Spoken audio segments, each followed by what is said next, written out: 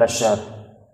Səmavi elçilərdən sonra insandan başqa heç kəs Allah tərəfindən haqqı tələb eləmək üçün gəlməyəcək. Yəni deməksə ki, siz nəyi gözləyirsiniz? Göydən mələk gözləyirsiniz ki, gəlsin sizə nəyisə çatdırsın.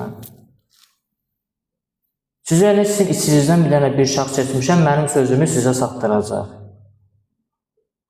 Oturub özünüzə bəhanə fikirləşməyin, bəhanə axtarmayın ki, əgər mənə filan şey gəlsəydi, mən haqqa iman gətirərdim. Bu, öz vicdanını rahatlaşdırmaq üçündür.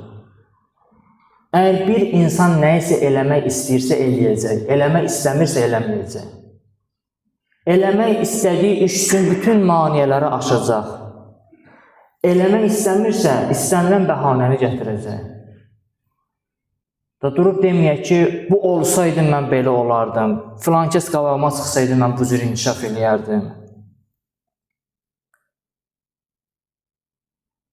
Necə ki, kafirlər o vaxtı Həzrəti Peyğəmbərə dedilər ki, لَوْ مَا تَأْتِينَ بِالْمَلَائِكَةِ اِنْ كُنْتَ مِنَ الصَّادِقِينَ Əgər doğru danışanlardansa, mələklərdən gətir. Peyğəmbərə dedi. Doğru danışırsansa, bir dənə Cəbraildən, Mikaildən gətir, biz sənə iman gətirək.